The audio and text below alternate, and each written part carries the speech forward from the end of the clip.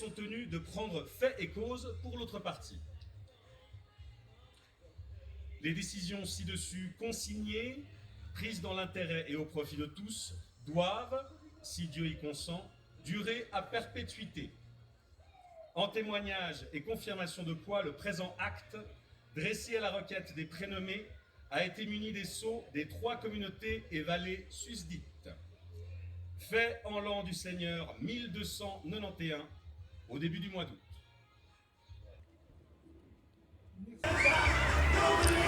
C'est ce que, par le geste consacré, ils ont juré d'observer en toute loyauté, renouvelant par le présent traité le texte de l'ancien pacte corroboré par un serment, sous réserve que chacun, selon sa condition personnelle, reste soumis, comme il convient, à son Seigneur. Vous allez voir qu'on a ramené la preuve ultime de l'existence de cette créature.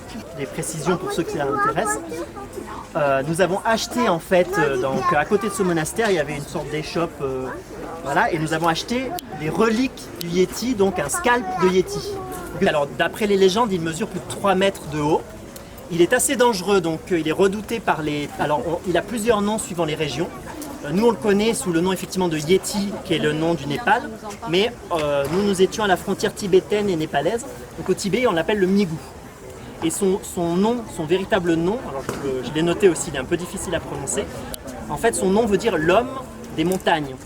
Et donc le premier journaliste qui s'est véritablement intéressé à ces histoires de Yéti a fait une erreur de traduction, et au lieu de l'appeler l'homme des montagnes, l'a appelé l'abominable homme des neiges.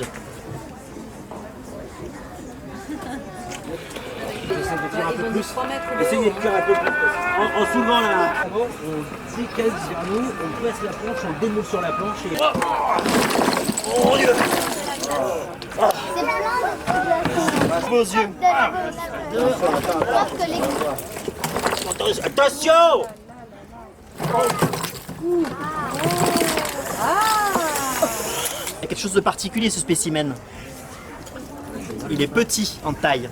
Donc il correspond à... Il y a plusieurs légendes justement. Il y aurait le grand Yéti, donc le fameux qui a été d'ailleurs immortalisé par Hergé dans Tintin au Tibet.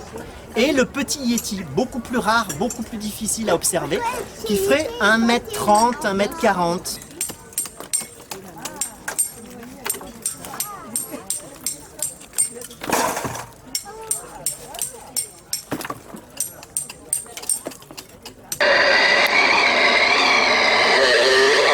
Et la tempête de neige aussi derrière. Mais...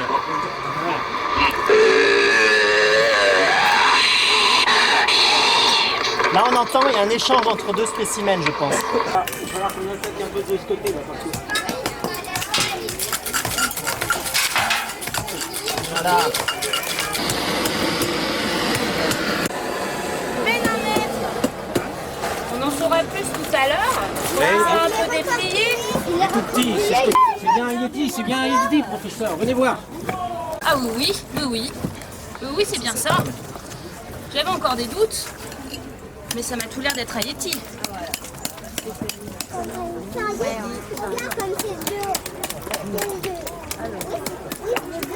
Donc déjà c'est un piano qui fait des cocktails. Donc comme j'ai expliqué avant, on a un verre qui se déplace grâce à un pédalier. Donc vous bougez le verre avec les pieds. Et puis là chaque récipient contient des liquides. Dans les bouteilles c'est des alcools. Dans les entonnoirs, j'ai pas tout mis parce qu'il n'y aura pas de démonstration, mais on a des jus de fruits et des sirops. Et en fait, chaque récipient est connecté à une touche spécifique du piano. Donc en fait, l'idée, c'est de jouer un morceau. Si quelqu'un demande un cocktail Bloody Mary, par exemple, c'est de jouer un morceau qui inclut les notes qui vont délivrer la vodka, le jus de tomate, le poivre, etc. Alors non seulement il faut jouer le morceau, mais en plus il faut déplacer le verre au bon endroit au moment où vous appuyez sur la note. Parce que si le verre est à côté, ça tombe dans la gouttière. Alors malheureusement, il y a quelqu'un qui joue, Thierry. C'est ma sœur qui joue, qui est pianiste. Mais elle s'est blessée à la main hier soir, donc elle ne pourra pas jouer. Donc moi je vous présente le piano comme ça, je fais des petits cocktails, mais je ne vais pas vous faire du bar, ni du Mozart, ni même quoi que ce soit. Qui veut une vodka orange? Et puis là, on ouvre. Et voilà. Une absinthe traditionnelle. Événement se passe cet après-midi, c'est le 1er août, la fête nationale suisse. Et puis il y a un bonhomme qui vient d'arriver, on ne sait pas d'où il vient peut-être d'un autre monde. C'est une grande marionnette. Et j'ai avec moi un des grands organisateurs. D'abord, comment tu t'appelles? Fidel Baha.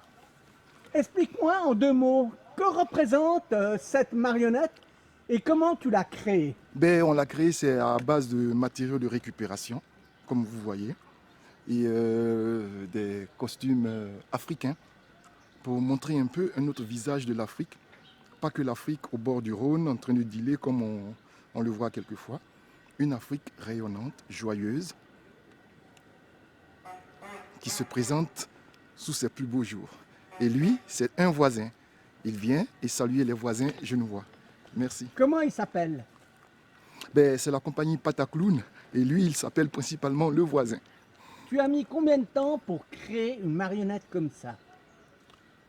45 jours. 45 jours.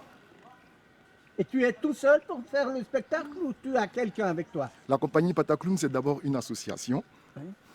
Et pour ce spectacle-là, nous sommes 2. Moi et Zubo Brika Hyacinthe.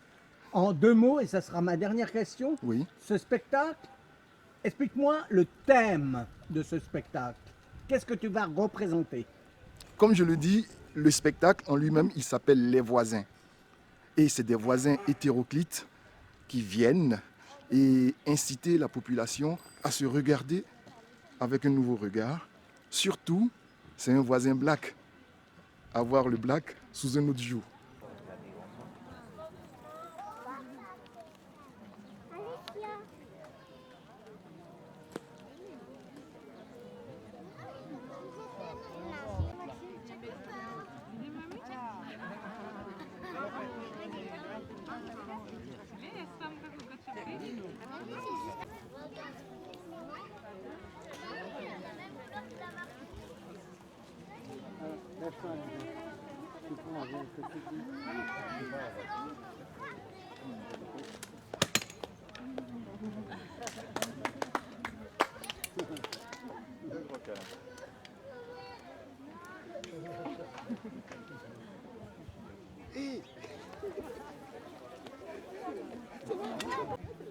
T'as peur?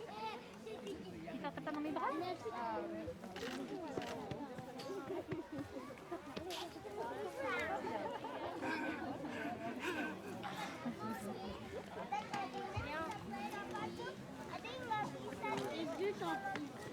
High five là?